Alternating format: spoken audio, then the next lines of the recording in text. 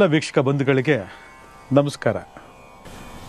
Seller, ನೆಲಮಾಳಿಗೆ, basement ಇವತ್ತು ನಗರ ಪ್ರದೇಶಗಳಲ್ಲಿ ನೀವು ಹೆಚ್ಚಾಗಿ ಕಾಣ್ತಕ್ಕಂಥ ಒಂದು ದೃಶ್ಯ ಇದು. ಯಾಕಂದರೆ ಇವತ್ತು ಅಂಗೈಗಳ ಜಾಗ ಕೊಂಡ್ಕೊಳ್ಳೋಕ್ಕೆ ನಾವು ಸಿಕ್ಕಾಪಟ್ಟೆ ಸರ್ಕಸ್ ಮಾಡಬೇಕು.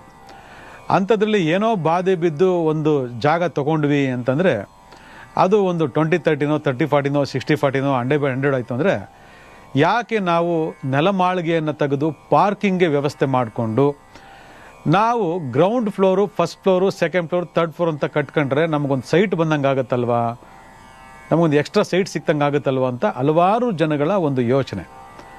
ಆ ಯೋಚನೆ ಕಾರ್ಯಗತ ಮಾಡೋದಕ್ಕೋಸ್ಕರ ಇವತ್ತು ಭಾಳ ಜನ ತಮ್ಮ ತಮ್ಮ ಜಾಗಗಳಲ್ಲಿ ಸೆಲ್ಲರ್ಗಳು ತೆಗೆದುಬಿಡ್ತಾರೆ. ಆದರೆ ಒಂದು ನೆನ್ಪಿಟ್ಕೊಳ್ಳಿ, ಸೆಲ್ಲರ್ ಈಕ್ವಲ್ ಟು ಸಮಾಧಿ ಅಂತೇಳಿ ಶಾಸ್ತ್ರ ಹೇಳ್ತದೆ. ಸೆಲ್ಲರ್ ಈಕ್ವಲ್ ಟು ಸಮಾಧಿ ಅಂತ ಹೇಳುತ್ತೆ. ಈಗ ಸಮಾಧಿ ಅಂದರೆ ಏನು, ಹಳ್ಳ ತೋಡ್ತೀವಲ್ಲ ನಾವು, 5 ಅಡಿ 6 ಅಡಿ ಹಳ್ಳ ತೋಡ್ಬಿಟ್ಟು ಏನು ಮಾಡ್ತೀವಿ, ಊತಾಕ್ತೀವಿ. ಹಾಗೇ ಒಂದು ಸೆಲ್ಲರ್ ಮಾಡ್ಬೇಕಂದಾಗತ್ತೆ, ಗ್ರೌಂಡಿಂದ ನಾವೇನು ಮಾಡ್ತೀವಿ, 5 ಅಡಿ 6 ಅಡಿ 7 ಅಡಿ 8 ಅಡಿ 9 ಅಡಿ ಮ್ಯಾಕ್ಸಿಮಮ್ 10 ಅಡಿ ಹೋಗ್ತಾರೆ. 10 ಅಡಿ ಯಾಕಂದ್ರೆ ಹೋಗಲೇಬೇಕು. ಅಲ್ಲಿಗೆ ಅದು ಭೂಮಿಯಿಂದ ಕೆಳಗಡೆ ಹೋಗ್ತಿದ್ದಂಗೆ ಅದು ಸಮಾಧಿ ಆಗ್ತದೆ. ಯಾಕೆ ಸಮಾಧಿ ಆಗ್ತದೆ, ಏನಂತ ಪ್ರಾಬ್ಲಮ್ಮು ಅಂತ ನೀವು ಕೇಳ್ಬೋದು. ಇಲ್ಲಿ ನಾವು ಇಂದಿನ ಕಾರ್ಯಕ್ರಮದಲ್ಲಿ ಹೇಳಿದ್ದು ಒಂದು ವಿಚಾರ ಏನಪ್ಪ ಅಂತಂದರೆ, ಒಂದು ಮನೆಗೆ 5 ಶಕ್ತಿಗಳು ಒಳ ಪ್ರವೇಶ ಮಾಡಬೇಕು. ಒಂದು ಮನೆಗೆ 5 ಶಕ್ತಿಗಳು ಒಳ ಪ್ರವೇಶ ಮಾಡಬೇಕು ಅಂದಾಗ ಗಾಳಿ, ಬೆಳಕು ಯಥೇಚ್ಛವಾಗಿ ಒಳಗಡೆ ಬರಬೇಕು. ಈ ಗಾಳಿ ಬೆಳಕು ಯಥೇಚ್ಛವಾಗಿ ಬಂದಿಲ್ಲ ಅಂತಂದರೆ ಏನಾಗ್ತದೆ, ಆರೋಗ್ಯ ಕೆಡ್ತದೆ, ಧನಾಭಿವೃದ್ಧಿ ಆಗೋದಿಲ್ಲ, ಮನುಷ್ಯನಿಗೆ ಯಾವುದೇ ರೀತಿ ಅಭಿವೃದ್ಧಿ ಆಗೋದಿಲ್ಲ. ಬೆಳಕು ಬೀಳಿರ್ತಕ್ಕಂಥ ಜಾಗದಲ್ಲಿ ಹುಲ್ಲೇ ಬೆಳೆಯಲ್ಲ, ಆ ಊರೇ ಬೆಳೆಯಲ್ಲ, ಆ ಗ್ರಾಮನೇ ಬೆಳೆಯಲ್ಲ, ಆ ದೇಶನೇ ಬೆಳೆಯಲ್ಲ ಅಂತಕ್ಕಂಥದ್ದು ಒಂದು ಸ್ವಲ್ಪ ಇತಿಹಾಸದ ಪುಟಗಳು ತೆಗೆದು ನೋಡಿ, ಅಥವಾ ಗೂಗಲ್ಗೆ ಹೋಗಿ ಚೆಕ್ ಮಾಡಿ, ಸೂರ್ಯನ ಬೆಳಕು ಎಲ್ಲಿ ಬೆಳೆಲ್ವೋ ಅಲ್ಲಿ ಏನು ಉದ್ಧಾರ ಆಗಿದ್ದಾರೆ ಅಂತ. ಅಲ್ಲಿಗೆ ಸೂರ್ಯನ ಬೆಳಕು ಒಂದು ಮನೆಯೊಳಗಡೆ ಪ್ರವೇಶ ಮಾಡಿಲ್ಲ ಅಂತಂದರೆ ಏನಾಗ್ತಿ ಅನ್ನೋದಕ್ಕೆ ಇವತ್ತು ಎಷ್ಟೋ ಉದಾಹರಣೆಗಳು ನಮ್ಮಲ್ಲಿದ್ದಾವೆ. ಬಟ್ ನಮ್ಗೆ ಯಾರಿಗೂ ಅದ್ರ ಬಗ್ಗೆ ಅರಿವಿಲ್ಲ. ಇವತ್ತು ಒಂದು ಸಮ್ ಟ್ಯಾಂಕ್ ಮಾಡಿದ್ರು ಕೂಡ ಸಮ್ ಟ್ಯಾಂಕ್ ಮೇಲೆ ಸೂರ್ಯನ ಕೆಳ ಬೀಳಬೇಕು ಅಂತ ನಾವು ಹೇಳ್ತೀವಿ ಶಾಸ್ತ್ರ ಪ್ರಕಾರ. ಯಾಕಂದರೆ ಆ ಒಂದು ನೀರಲ್ಲಿರ್ತಕ್ಕಂತಹ ಬ್ಯಾಕ್ಟೀರಿಯಾಗಳು ನಾಶ ಆಗ್ತಕ್ಕಂಥದ್ದು ಸೂರ್ಯನ ಒಂದು ಕಿರಣಗಳು, ಸೂರ್ಯನ ಬೆಳಕು ಆ ನೀರಿನಲ್ಲಿ ಬಿದ್ದಾಗ ಆ ನೀರಲ್ಲಿರ್ತಕ್ಕಂಥ ಬ್ಯಾಕ್ಟೀರಿಯಾ ನಾಶ ಆಗಿ ಆ ನೀರನ್ನು ನಾವು ಕುಡಿದಾಗ ನಾವು ಹೆಲ್ತಿಯಾಗಿರ್ತೀವಿ. ಅದೇ ಯಾವ ನೀರಿಗೆ ಸೂರ್ಯನ ಕಿರಣ ಬೀಳೋದಿಲ್ಲ ಅಲ್ಲಿ ಬ್ಯಾಕ್ಟೀರಿಯಾಗಳು ಬೆಳೀತವೆ, ವೈರಸ್ಗಳು ಬೆಳೀತವೆ. ಆ ನೀರನ್ನ ಸೇವನೆ ಮಾಡಿದಾಗ ನಾವು ಅನಾರೋಗ್ಯಕ್ಕೀಡಾಗ್ತೀವಿ. ನೀರಿಂದ ಇವತ್ತು ಎಷ್ಟು ಕಾಯಿಲೆ ಬರ್ತಾ ಇಲ್ಲ, ನೀರೆಲ್ಲ ಕಲುಷಿತ ಆಗೋಗಿದೆ ಇವತ್ತು. ಅಲ್ಲಿಗೆ ಆ ಕಲುಷಿತವಾಗಿರ್ತಕ್ಕಂಥ ನೀರಿಗೆ ನಾವು ಸೂರ್ಯನ ಬೆಳಕು ಬೇಕು ಅಂತ ವೈಜ್ಞಾನಿಕವಾಗಿ ವಾಸ್ತುಶಾಸ್ತ್ರದಲ್ಲಿ ಹೇಳ್ತಾ ಇದ್ರೆ, ಇವತ್ತು ಮನೆ ಒಳಗಡೆ ಒಂದು ಚೂರು ಬೆಳಕು ಬಂದಿಲ್ಲ ಅಂದರೆ ಮನೆ ಒಳಗಡೆ ಎಷ್ಟು ವೈರಸ್ಗಳು, ಎಷ್ಟು ಬ್ಯಾಕ್ಟೀರಿಯಾಗಳು ಮನೆ ಮಾಡೋದಿಲ್ಲ ಹೇಳಿ ನೋಡೋಣ. ಒಂದು ಸಣ್ಣ ಮಿಠಾಯಿ ಇಟ್ಟರೆ ಸಾಕು, 5-10 ನಿಮಿಷಕ್ಕೆ ಎಲ್ಲ ಇರುವೆಗಳು ಮುತ್ಕೊಂಡ್ಬಿಡ್ತವೆ. ಅದು ಎಲ್ಲಿರ್ತವೋ ಗೊತ್ತಿಲ್ಲ, ನಮ್ಮ ಮನೇಲಿ ಇರೋದೇ ಇಲ್ಲ, ಅದು ನಮ್ಮ ಜಾಗದಲ್ಲಿ ನೋಡೇ ಇಲ್ಲ, ಅಷ್ಟು ಕ್ಲಿಯರ್ಗೆ ಇಟ್ಟಿರ್ತೀವಿ ನಾವು. ಒಂದು ಸಣ್ಣ ಸಕ್ಕರೆ ಬೀಳಕ್ಕಿಲ್ಲ, ಒಂದು ಸಕ್ಕರೆ ಕಾಳು ಬೀಳಕ್ಕಿಲ್ಲ, ಆಗಲೇ ಅದು ಎಲ್ಲಿಂದ ಬಂದಿರ್ತಾವೋ ಸಣ್ಣ ಇರುವೆಗಳೇ ಬಂದ್ಕೊಂಡಿರ್ತವೆ. ಇನ್ನು ಸೂಕ್ಷ್ಮ ಕಣ್ಣಿಗೆ ಕಾಣಿರ್ತಕ್ಕಂಥ ಹಲವಾರು ವೈರಸ್ಗಳು, ಬ್ಯಾಕ್ಟೀರಿಯಾಗಳು ಮನೆ ಗೋಡೆ, ನಮ್ಮ ಬಟ್ಟೆ, ನಮ್ಮ TV, ನಮ್ಮ ಸೋಫಾ, ನಮ್ಮ ಫ್ರಿಜ್ಜು, ನಮ್ಮ ಮೊಬೈಲು ಎಲ್ಲ ಕಡೆ ಬಂದು ಸೇರ್ಕೊಳ್ಳೋದಕ್ಕೆ ಏನು ಗ್ಯಾರಂಟಿ ಹೇಳಿ ನೋಡೋಣ. ಅದಕ್ಕೆ ಅವತ್ತಿನ ಕಾಲದಲ್ಲಿ ತೊಟ್ಟಿ ಮನೆಯಂತೆ ಮಾಡಿದ್ರು, ಸೂರ್ಯನ ಬೆಳಕು ನೇರವಾಗಿ ಮನೆಯೊಳಗಡೆ ಪ್ರವೇಶ ಮಾಡ್ತಾರ ಮಾಡಿದ್ರು. ಸೂರ್ಯ ನೆತ್ತಿ ಮೇಲೆ ಬಂದಾಗ ಆ ಮನೆಯ ಸೂರ್ಯನ ಕಿರಣ ನೇರವಾಗಿ ಮನೆಯೊಳಗಡೆ ಬಿದ್ದು ಎಲ್ಲ ಸ್ಪ್ರೆಡ್ ಆಗಿ ಮನೆ ಪರಿಶುದ್ಧವಾಗ್ತಿತ್ತು. ಪ್ರತಿನಿತ್ಯ ಇದು ರೊಟೇಷನ್ ಆಗ್ತಿತ್ತು, ಪರಿಶುದ್ಧವಾಗ್ತಿತ್ತು. ಆ ಮನೆ ಸುಖ ಶಾಂತಿ ಸಮೃದ್ಧಿಯಾಗಿತ್ತು ಅಂತಂದರೆ ನೀವು ಯೋಚನೆ ಮಾಡಬೇಕು. ನಾವಿವತ್ತು ಮೋಲ್ಡ್ ಹಾಕಿ ಮುಚ್ಚಿಬಿಡ್ತೀವಿ, ಎಲ್ಲ ಕಡೆ ಮುಚ್ಚಿಬಿಟ್ಟಿದ್ದೀವಿ. ಮನೆ ಒಳಗಡೆ ಗ್ರೌಂಡ್ ಫ್ಲೋರಿಂದ ಮೇಲ್ಗಡೆನೇ ಮನೆಗೆ ಸೂರ್ಯನ ಬೆಳಕು ಬಂದಿಲ್ಲ ಅಂತಕ್ಕಂಥ ಪರಿಸ್ಥಿತಿ ನಾವು ಇರಬೇಕು ಅಂದಾಗ ನಾವೊಂದು ಸೆಲ್ಲರ್ ತೆಗೆದುಬಿಟ್ಟು ನಾವು ಬೆಳಕು ಕಾಣಬೇಕು ಅಂತ ಎಲ್ಲಿಂದ ಆಗ್ತದೆ ಹೇಳಿ ನೋಡೋಣ. ಸೆಲ್ಲರ್ ಒಳಗಡೆ ಬೆಳಕು ಯಾವಾಗ ಬರೋದಿಲ್ಲ, ಯಾವಾಗ ಕತ್ಲೇನು ತುಂಬಿರುತ್ತೆ, ಅದು ಸಮಾಧಿ ಆಗ್ತದೆ. ಅದು ಋಣಾತ್ಮಕ ಶಕ್ತಿಯ ಕೇಂದ್ರ ಬಿಂದು ಆಗ್ತದೆ. ನಮಗೆ ಧನಾತ್ಮಕ ಶಕ್ತಿಯ ಕೇಂದ್ರ ಬಿಂದು ಆಗಬೇಕು ನಮ್ಮ ಮನೆ. ಗಾಳಿ ಬೆಳಕು ಯಥೇಚ್ಛವಾಗಿ ಮನೆಯೊಳಗೆ ಬರಬೇಕು ಅಂತಾನೆ ಕಿಟಕಿ ಹಿಂಗೆ ಬರಬೇಕು, ಬಾಗಿಲು ಹಿಂಗೆ ಬರಬೇಕು, ಬಾಗಿಲು ಇಷ್ಟು ದೊಡ್ಡದಾಗಿರಬೇಕು, ಕಿಟಕಿ ಇಷ್ಟು ದೊಡ್ಡದಾಗಿರಬೇಕು ಅಂತ ಎಲ್ಲ ಶಾಸ್ತ್ರದಲ್ಲಿ ಉಲ್ಲೇಖ ಆಗಿರೋದು. ಆದರೆ ನಾವೇನು ಮಾಡ್ತೀವಿ, ಎಲ್ಲ ಬಂದ್ ಮಾಡಿಬಿಟ್ಟು ಮನೆಯೊಳಗಡೆ ಬಾಗಿಲು ಹಾಕೊಂಡು ಕೂತ್ಕೊಂಡ್ಬಿಟ್ಟಿರ್ತೀವಿ. ಸೆಲ್ಲರು ಯಾವಾಗಲೂ ಮಾಡಬೇಕು ಅಂದಾಗ ನಾರ್ತ್ ಈಸ್ಟ್ ಕಾರ್ನರಲ್ಲಿ ಮಾತ್ರ ಮಾಡಬೇಕು. ಅದನ್ನು ಬಿಟ್ಟು ಬೇರೆ ಯಾವುದೇ ಕಾರ್ನಲ್ಲೂ ಸೆಲ್ಲರ್ ಮಾಡಬಾರ್ದು. ಒಂದು ಸೈಟಲ್ಲಿ 4 ಭಾಗ ಮಾಡ್ಕೊಳ್ಳಿ. ಒಂದು ಗೆರೆ ಎಳೆದ್ರೆ, ಹಿಂಗೆ ಅಡ್ಡಡ್ಡ ಗೆರೆ ಎಳೆದ್ರೆ 4 ಭಾಗ ಆಗುತ್ತೆ. ಆ 4 ಭಾಗದಲ್ಲಿ ವಾಯುವ್ಯ ಬಿಟ್ಟಾಕಿ, ನೈಋತ್ಯ ಬಿಟ್ಟಾಕಿ, ಆಗ್ನೇಯ ಬಿಟ್ಟಾಕಿ. ಈ ಈಶಾನ್ಯದ ಭಾಗ ಒಂದೇನಿದೆ, ಆ ಈಶಾನ್ಯ ಭಾಗ ಮಾತ್ರ ನೀವು ಓಪನ್ ಮಾಡ್ಕೋಬೇಕು. ಇಲ್ಲಿ ಒಂದು ರೂಲ್ಸ್ ಅನ್ವಯ ಏನಾಗುತ್ತೆ, ನಾನು ಮನೆ ಕಟ್ಟೋ ಟೈಮಲ್ಲಿ ಹೇಳಿದೆ ನಿಮಗೆ. ಏನು ಹೇಳಿದೆ, ಈಶಾನ್ಯದಿಂದ ಅಗಿತಾ ಹೋಗಬೇಕು, ನೈಋತ್ಯದಲ್ಲಿ ಕಟ್ಟಬೇಕು ಅಂತ. ಹಾಗೆಯೇ ಕಟ್ಟಬೇಕು ಹಳ್ಳ ಅಂದರೆ ಈ ಈಶಾನ್ಯ ಯಾವಾಗಲೂ ಹಳ್ಳ ಇರಬೇಕು ಅಂತ ಹೇಳಿದೆ, ನೈಋತ್ಯ ಯಾವಾಗಲೂ ಎತ್ತರವಾಗಿರಬೇಕು ಅಂತ ಹೇಳಿದೆ. ಇದೇ ಫಾರ್ಮುಲಾ ನೀವು ಸೆಲ್ಲರ್ಲೂ ಕೂಡ ಅಪ್ಲಿಕಬಲ್ ಮಾಡಬೇಕು. ನೈಋತ್ಯ ಭಾಗವನ್ನು ಮುಚ್ಚಬೇಕು, ಈಶಾನ್ಯವನ್ನು ಓಪನ್ ಮಾಡಬೇಕು. ಆವಾಗ ಆ ಸೆಲ್ಲರ್ ಏನಾಗುತ್ತೆ, ಬ್ಯಾಲೆನ್ಸ್ ಆಗಿಬಿಡ್ತದೆ. ಆವಾಗ ಈಶಾನ್ಯದಲ್ಲಿ ಯಾವಾಗಲೂ ಕೂಡ ಸೂರ್ಯೋದಯ ಆಯಿತು ಅಂದಾಗ ನಿಮಗೆ ಯಥೇಚ್ಛವಾಗಿರ್ತಕ್ಕಂಥ ಗಾಳಿ ಬೆಳಕು ನೇರವಾಗಿ ಆ ಸೆಲ್ಲರ್ ಒಳಗಡೆ ಬರ್ತದೆ.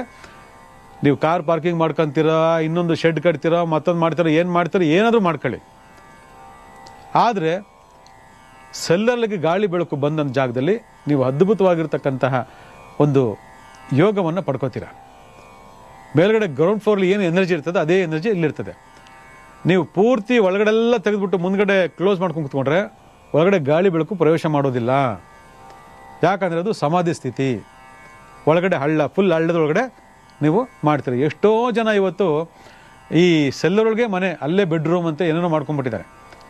ಎಷ್ಟೋ ಜನ ದುಡ್ಡಿಡೋದು, ಕಾಸಿಡೋದು, ವಜ್ರ ಇಡೋದು, ಚಿನ್ನ ಇಡೋದು ಎಲ್ಲ ಖಾಲಿ. ಆಮೇಲೆ ಕಮರ್ಷಿಯಲ್ ಪ್ಲೇಸ್ಗಳಲ್ಲಂತೂ ಸೆಲ್ಲರ್ಗಳಲ್ಲಿ ಅಂಗಡಿಗಳನ್ನೆಲ್ಲ ಓಪನ್ ಮಾಡಿದ್ದಾರೆ. ಪಾಪ ಎಷ್ಟೊಂದು ಹಿಂಸೆ ಅನುಭವಿಸ್ತಾ ಇದ್ದಾರೆ ಅಂತಂದರೆ, ಯಾಕಾದರೂ ಬಂದು ಮಾಡಿದ್ದು ನಾನು ಅಂಗಡಿ ಅನ್ನೋ ವಿಚಾರದಲ್ಲಿ ಮಾಡಿದೆ. ಯಾಕಂದರೆ ಯಾರು ಹೋಗಲ್ಲ. ಕೆಲವೊಂದೆಲ್ಲ ಮೇನ್ ಪ್ಲೇಸ್ಗಳಲ್ಲಿ ಓಪನ್ ಆಗಿದ್ದರೆ, ಸ್ವಲ್ಪ ಕಮರ್ಷಿಯಲ್ ಆಗಿ ಜಿಗಿ ಅಂತಿದ್ರೆ ಹೋಗ್ಬಿಡ್ತಾರೆ. ಆದರೆ ಸ್ವಲ್ಪ ಇಂಟೀರಿಯರ್ಗಳಲ್ಲಿ ಒಳಗಡೆ ಸೆಲ್ಲರ್ ಮಾಡ್ಕೊಳ್ತಕ್ಕಂಥವ್ರು, ಕಮ್ಮಿ ಬಾಡಿಗೆ ಅಂತ ಹೇಳ್ತಕ್ಕಂಥವ್ರು, ಏನೋ ಒಂದು ನಮ್ಗೆ ಕಂಫರ್ಟ್ ಆಗಿದೆ ಅಂತಕ್ಕಂಥವ್ರು, ಅವ್ರದ್ದೇ ಒಂದು ನೇರ ಅವ್ರದ್ದೇ ಒಂದು ಮನಸ್ಥಿತಿಗಳು, ಎಲ್ಲ ಉಲ್ಟಾ ಪಲ್ಟಾ ತಿಳ್ಕೊಂಬಿಡೋದು. ಹೋಗಿ ಮಾಡಿಬಿಟ್ಟು ಆ ಕಡೆ ಜನ ಇಲ್ಲ, ಆಮೇಲೆ ಹಿಂಗೆ ನೋಡ್ತಾ ಇರ್ತಾರೆ, ಜನ ಬರ್ತಾರೇನೋ ಅಂತ.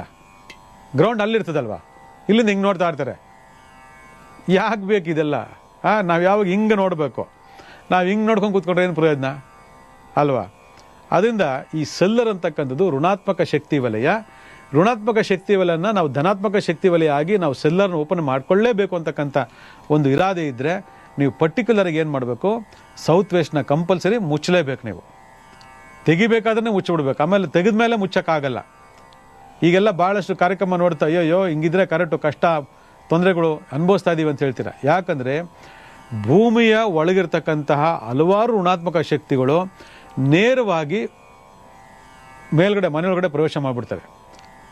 ಅದಕ್ಕೆ ಒಂದು ಏನಪ್ಪ ಅಂತಂದರೆ, ಯಾವುದೇ ಕಾರಣಕ್ಕೂ ಸೆಲ್ಲರ್ ಟು ಮೇಲ್ಗಡೆ ಮನೆಗೆ ಈ ಮೆಟ್ಲು ಕನೆಕ್ಷನ್ ಕೊಡಬಾರ್ದು.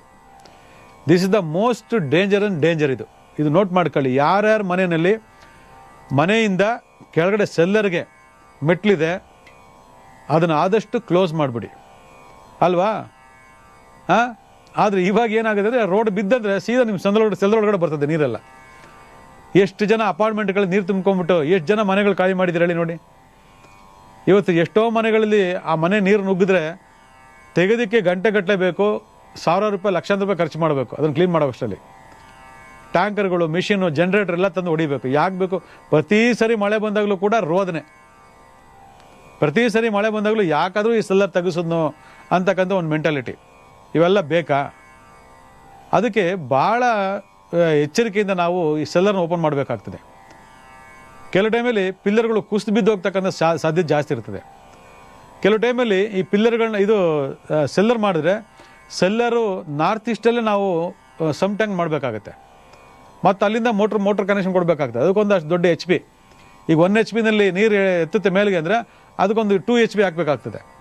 ಬರೀ ಖರ್ಚು, ಬರೀ ಇನ್ವೆಸ್ಟ್ಮೆಂಟು. ಇವೆಲ್ಲ ತುಂಬ ವಿಚಾರಗಳನ್ನು ಯೋಚನೆ ಮಾಡಿ. ಅದಕ್ಕೆ ಸೆಲ್ಲರ್ ಮಾಡಿ ಬೇಡ ಅಂತ ಹೇಳಲ್ಲ ನಾನು. ಸೆಲ್ಲರು ಕೆಲವು ಟೈಮಲ್ಲಿ ಭಾಳ ಅವಶ್ಯಕವಾಗಿರ್ತದೆ. ಆದರೆ ನಾರ್ತ್ ವೆಸ್ಟು ಮತ್ತು ಸೌತ್ ಈಸ್ಟು ಆ ಎಲ್ ಶೇಪು ಏನಿದೆ, ಆ ಎಲ್ ಶೇಪನ್ನ ಟೋಟಲಾಗಿ ಕ್ಲೋಸ್ ಮಾಡಿ ನೀವು ಈ ಈಶಾನ್ಯ ಭಾಗದಲ್ಲಿ ಮಾತ್ರ ನೀವು ಸೆಲ್ಲರ್ ಓಪನ್ ಮಾಡಿಕೊಂಡು ನಿಮ್ಮ ಗ್ಯಾರೇಜ್ಗೆ ಎಷ್ಟು ಬೇಕೋ ಅಷ್ಟು ಮಾಡ್ಕೊಳ್ಳಿ. ಇನ್ ಕೇಸು 20-30 ಸೈಟ್ ಇದೆ ಅಂತಂದರೆ ನೀವೇನು ಮಾಡಬೇಕು, ಪಶ್ಚಿಮದಿಂದ ಮಧ್ಯದವರೆಗೂ ನೀವೇನು ಮಾಡಬೇಕು, ಟೋಟಲಿಗೆ ಈಗ 30 ಫೀಟ್ ಅಂದರೆ ನೀವು 15 ಫೀಟು ಪಶ್ಚಿಮದಿಂದ 15 ಫೀಟ್ ಮಧ್ಯಭಾಗಕ್ಕೆ ಟೋಟಲ್ ಕ್ಲೋಸ್ ಮಾಡಿಬಿಟ್ಟು 15 ಫೀಟಿಂದ ಮುಂದುಗಡೆ ನೀವು ಸೆಲ್ಲರ್ ಮಾಡ್ಕೊಳ್ಳಿ, ನೋ ಪ್ರಾಬ್ಲಮ್. ಯಾವಾಗಲೂ ಕೂಡ ಪೂರ್ವ ದಿಕ್ಕಿಗೆ ಹೊಂದಾಣಿಕೆ ಆಗೋ ಥರ ಪೂರ್ವ ದಿಕ್ಕಿನ ನೋಟ ಇರೋ ರೀತಿ ನೀವು ಈ ಸೆಲ್ಲರ್ನ ಓಪನ್ ಮಾಡ್ಕೋಬೇಕಾಗ್ತದೆ. ಇವೆಲ್ಲ ಬಹಳ ಗಂಭೀರವಾಗಿರ್ತಕ್ಕಂಥ ವಿಚಾರಗಳು. ಇದಾಯ್ತಲ್ವ. ಇನ್ನು ನೆಕ್ಸ್ಟ್ ಏನು ಮಾಡಬೇಕು ಅಂತಂದರೆ, ಯಾವುದೇ ಒಂದು ಸ್ಯಾನಿಟರಿ ಕನೆಕ್ಷನ್ಸು ಪ್ರತಿಯೊಂದು ಹೋಗ್ಬೇಕು ಅಂದಾಗ ಗ್ರೌಂಡ್ ಫ್ಲೋರಿಂದ ನೀವು ಗ್ರೌಂಡ್ ಫ್ಲೋರ್ ರಸ್ತೆಯಲ್ಲಿರ್ತಕ್ಕಂತಹ ಸ್ಯಾನಿಟರಿ ಕನೆಕ್ಷನ್ಸ್ ಆಗಿರ್ಬೋದು, ವಾಟರ್ ಕನೆಕ್ಷನ್ ಆಗಿರ್ಬೋದು ಹೋಗ್ಬೇಕಾಗ್ತದೆ. ಯಾಕಂದರೆ ಸೆಲ್ಲರಲ್ಲಿ ಯಾವುದೂ ಬರಲಿಕ್ಕೆ ಸಾಧ್ಯ ಇಲ್ಲ. ನೀವು ಸೆಲ್ಲರಲ್ಲಿ ಇಡಬೇಕು ಅಂತಂದಾಗ ಒಂದು ಆಗ್ನೇಯ ದಿಕ್ಕಿನಲ್ಲಿ ನೀವೇನು ಮಾಡ್ತೀರಾ, ಬ್ಯಾಟ್ರಿ ಸಂಬಂಧಪಟ್ಟಿರ್ತಕ್ಕಂಥದ್ದು ಅಥವಾ ಟ್ರಾನ್ಸ್ಫರ್ ಸಂಬಂಧಪಟ್ಟಿದ್ದನ್ನ ನೀವು ಇಡಬೇಕಾಗ್ತದೆ. ಭಾಳ ಜನ ಏನು ಮಾಡ್ತಾರೆ ಅಂದರೆ ಈ ಅಗ್ನಿ ಮೂಲೆ ತೊಗೊಂಡೋಗಿ ಗ್ಯಾಸ್ ಸಿಲಿಂಡರ್ಗಳನ್ನ ಪ್ಲೇಸ್ ಮಾಡ್ತಾರೆ. ಗ್ಯಾಸ್ ಸಿಲಿಂಡರ್ಗಳು ಯಾವುದೇ ಕಾರಣಕ್ಕೂ ಅಗ್ನಿ ಮೂಲೆಯಲ್ಲಿ ಬರಬಾರ್ದು. ಯಾಕಂದರೆ ಗ್ಯಾಸ್ ಅಂದ್ರೆ ಶನಿ ದೇವರು. ಸೌತ್ ಈಸ್ಟ್ ಕಾರ್ನರ್ ಅಂದರೆ ಅಗ್ನಿ ಮೂಲೆ, ಅದು ಅಗ್ನಿ ತತ್ವ. ಶುಕ್ರ ಅಗ್ನಿ ಮತ್ತು ಗ್ಯಾಸ್ ಏನಾಗ್ತದೆ, ಬ್ಲಾಸ್ಟ್ ಆಗ್ತದೆ. ಹೇಳಿಲ್ವಾ, ಬ್ಲಾಸ್ಟ್ ಆಗೋಯ್ತು, ಇಲ್ಲಿಟ್ಟಿದ್ವಿ ಸಿಲಿಂಡರ್ ಸ್ಫೋಟ ಅಂತ ಕೇಳಿಲ್ವಾ, ಅಗ್ನಿ ದುರಂತಗಳು ಅಂತ ಕೇಳಿಲ್ವಾ. ಇವೆಲ್ಲ ನಾವು ಮಾಡಬಾರ್ದು. ಅದಕ್ಕೆ ಯಾವಾಗಲೂ ಕೂಡ ಗ್ಯಾಸ್ ಕನೆಕ್ಷನ್ಸ್ ಯಾವಾಗಲೂ ಕೂಡ ಗ್ರೌಂಡ್ ಫ್ಲೋರ್ನಲ್ಲಿ ವೆಸ್ಟ್ ಫೇಸಿಂಗ್ ಇರಬೇಕು. ಅಂದರೆ ಪಶ್ಚಿಮ ದಿಕ್ಕಿನಲ್ಲಿ. ಪಶ್ಚಿಮ ದಿಕ್ಕಿಗೆ ಶನಿ ಅಧಿಪತಿ, ಆಯಿತಾ. ಅದು ಹಿಂದಿನ ಸಂಚಿಕೆ ಹೇಳ್ಕೊಟ್ಟಿದ್ದೀನಿ ನಿಮಗೆ. ಪಶ್ಚಿಮ ದಿಕ್ಕಿಗೆ ಶನಿ ಅಧಿಪತಿ. ಆ ಶನಿ ಭಗವಾನ್ ಪ್ಲೇಸ್ ಎಲ್ಲಿದೆ ಅಲ್ಲಿ ನೀವು ಗ್ಯಾಸ್ ಇಡಬೇಕು. ಇದು ಒಂದು ಆಪ್ಷನ್ಸು. ಎರಡನೇ ಆಪ್ಷನ್ಸ್ ಏನಪ್ಪ ಅಂತಂದರೆ, ನೀವು ನಾರ್ತ್ ವೆಸ್ಟ್ ಅಂದರೆ ವಾಯು ಮೂಲೆ, ಅದು ಚಂದ್ರ ತತ್ವ. ವಾಯು ಮೂಲೆ ನೀವು ಗ್ಯಾಸ್ ಕನೆಕ್ಷನ್ಗೆ ಗ್ಯಾಸ್ ಸಿಲಿಂಡರ್ಗಳನ್ನು ಪ್ಲೇಸ್ ಮಾಡ್ಬೋದು. ಈಗ ಹಿಂದೆ ಎಲ್ಲ ಅವ್ರವ್ರ ಕಿಚನಲ್ಲಿ ಗ್ಯಾಸ್ ಸಿಲಿಂಡರ್ ತೊಗೊಂಬಂದು ಇಟ್ಕೊಂಡ್ಬಿಡ್ತಿದ್ರು. ಇವತ್ತು ಕೂಡ ಎಷ್ಟೋ ಮನೆಗಳಿದ್ದಾವೆ ಗ್ಯಾಸ್ ಸಿಲಿಂಡರ್ ತೊಗೊಂಬಂದು ಮನೇಲಿಡೋದು. ಈಗ ಅದೆಲ್ಲ ಸ್ವಲ್ಪ ಅಪಾಯಕಾರಿ ಅಂತ ಗೊತ್ತಾದ ಮೇಲೆ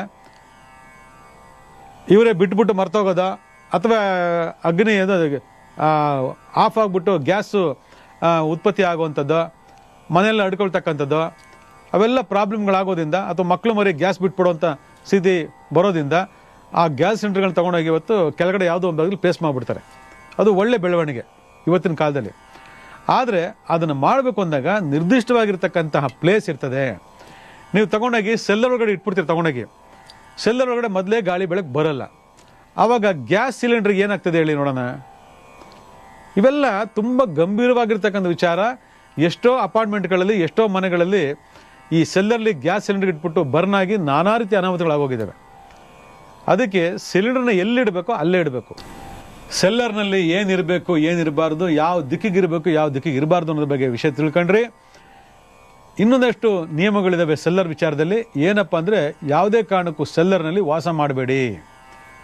ಇವತ್ತು ಎಷ್ಟೋ ಜನ ಬಾಡಿಗೆ ಆಸೆಗೋಸ್ಕರ ಸೆಲ್ಲರ್ನಲ್ಲಿ ಮನೆ ಮಾಡಿ ಕೊಟ್ಬಿಡ್ತಾರೆ. ಪಾಪ ನಿಮಗೂ ಸ್ಕೂಲ್ ಹತ್ರ ಇದೆ, ಅಂಗಡಿ ಹತ್ರ ಇದೆ, ಡಾಕ್ಟರ್ ಶಾಪ್ ಹತ್ರ ಇದೆ, ಥಿಯೇಟ್ರ್ ಇದೆ, ಮಾಲ್ ಇದೆ ಅಂತ ಹೇಳ್ಬಿಟ್ಟು ಫೆಸಿಲಿಟೀಸ್, ಹೊರಗಡೆ ಫೆಸಿಲಿಟೀಸ್ ನೋಡ್ಕೊಳಕ್ಕೆ ಹೋಗಿ ನಿಮ್ಮ ಇಡೀ ಜೀವನದ ಫೆಸಿಲಿಟೀಸ್ನ ಹಾಳು ಮಾಡ್ಕೊಂಡ್ಬಿಡ್ತೀರ. ಯಾಕಂದರೆ ಸೆಲ್ಲರು ಸಮಾಧಿ ಅಂತ ಆಗ್ಲಿಂದ ಹೇಳ್ತಾ ಇದ್ದೀನಿ. ಅಲ್ಲಿ ಯಾವುದೇ ರೀತಿಯಾಗಿರ್ತಕ್ಕಂತಹ ಒಂದು ಗಾಳಿ ಬೆಳಕಿನ ಒಂದು ಅನುಕೂಲತೆ ಇಲ್ಲದೆ ಇರೋದ್ರಿಂದ ಭೂಮಿಯ ತಳಭಾಗದಿಂದ ಬರ್ತಕ್ಕಂಥ ಅನೇಕ ಋಣಾತ್ಮಕ ಶಕ್ತಿಗಳ ಪ್ರಭಾವಕ್ಕೆ ನೀವು ಸಿಕ್ಕಾಕೊಳ್ಳೋದ್ರಿಂದ ವಾಸಸ್ಥಾನಕ್ಕೆ ಅದು ಯೋಗ್ಯವಲ್ಲ. ಬರೀ ಒಳಗಡೆ ಮೆಟ್ಲು ಅಂದರೆ ಸೆಲ್ಲರಿಂದ ಮೆಟ್ಟಲು ಹಾಕಿ ಮೇಲ್ಗಡೆ ಹತ್ತು ಹೋಗ್ಬೇಡಿ ಮನೆ ಒಳಗಡೆ ಅಂತಲೇ ನಾವು ಕಂಡೀಷನಾಗಿ ಹೇಳ್ತಾ ಇದ್ದೀವಿ. ಯಾಕಂದರೆ ಸೆಲ್ಲರ್ ಮೂಲಕ ನೆಲಮಟ್ಟದಲ್ಲಿರ್ತಕ್ಕಂತಹ ಋಣಾತ್ಮಕ ಶಕ್ತಿಗಳು ಮೆಟ್ಲಿನ ಮೂಲಕ ಹರಿದು ಮನೆ ಒಳಗಡೆ ಪ್ರವೇಶ ಮಾಡಿ ನಿಮಗೆ ತೊಂದರೆಯನ್ನು ಕೊಡ್ತವೆ ಅಂಥೇಳಿ. ಆದರೆ ಅದೇ ಸೆಲ್ಲರ್ ವಾಸ ಮಾಡಿದ್ರೆ ಏನಾಗ್ತದೆ ಯೋಚನೆ ಮಾಡಿ. ಒಂದು. ಎರಡನೇನಪ್ಪ ಅಂದರೆ, ಯಾವುದೇ ಕಾರಣಕ್ಕೂ ಅಂಗಡಿ ಮುಗ್ಗಟ್ಟುಗಳು, ಕಮರ್ಷಿಯಲ್ ಬಿಸ್ನೆಸ್, ಆ ಕೆಟಗರಿ ಇರ್ತಕ್ಕಂತಹ ಒಂದು ವ್ಯವಹಾರಗಳನ್ನು ಯಾವುದೇ ಕಾರಣಕ್ಕೂ ಸೆಲ್ಲರ್ಲಿ ಮಾಡೋಕ್ಕೆ ಹೋಗಬೇಡಿ. ಇನ್ನು ಕೆಲವು ಸೆಲ್ಲರ್ ಇದ್ದಾವೆ, ಯಥೇಚ್ಛವಾದಂಥ ಗಾಳಿ ಬೆಳಕು ಹೊರಗಡೆಗೆ ಪ್ರದರ್ಶನ ಮಾಡ್ತಕ್ಕಂತಹ ಸೆಲ್ಲರ್ಗಳಿದ್ದಾವೆ. ಅಂಥ ಕಡೆ ಆದರೆ ತೊಂದರೆ ಏನಿಲ್ಲ. ಅದೆಲ್ಲ ಕೆಲವಿಂದೆಲ್ಲ 4 ಅಡಿ 3 ಅಡಿಗೆಲ್ಲ ಸೆಲ್ಲರ್ ಮಾಡಿರ್ತಾರೆ, ಅದು ನೋ ಪ್ರಾಬ್ಲಮ್. ಭೂಮಿ ಮಟ್ಟದಿಂದ 9 ಅಡಿ 10 ಅಡಿ ಕೆಳಗಡೆ ಇರ್ತಕ್ಕಂಥ ಜಾಗದಲ್ಲಿ ಅವ್ರು ಎಷ್ಟೇ ಅನುಕೂಲ ಮಾಡಿಕೊಡಿ, ಎಷ್ಟೇ ಬಾಡಿಗೆ ಕಮ್ಮಿ ಆಗಲಿ, ಅಲ್ಲಿ ಯಾವುದೇ ಕಾರಣಕ್ಕೂ ನೀವು ಅಂಗಡಿ ಮಳಿಗೆಗಳು ಅಥವಾ ವ್ಯಾಪಾರಿ ಸಂಬಂಧಪಟ್ಟಂತಹ ಕಮರ್ಷಿಯಲ್ ಆಕ್ಟಿವಿಟೀಸ್ ಇರ್ತಕ್ಕಂತಹ ಒಂದು ಬಿಸ್ನೆಸ್ಗಳನ್ನು ಯಾವುದೇ ಕಾರಣಕ್ಕೂ ಶುರು ಮಾಡೋಕ್ಕೆ ಹೋಗಬೇಡಿ. ಅದರಿಂದ ಲಾಸ್ ಆಗುತ್ತೆ ಹೊರತು ಯಾವುದೇ ಕಾರಣಕ್ಕೂ ಗೇನ್ ಆಗಲ್ಲ.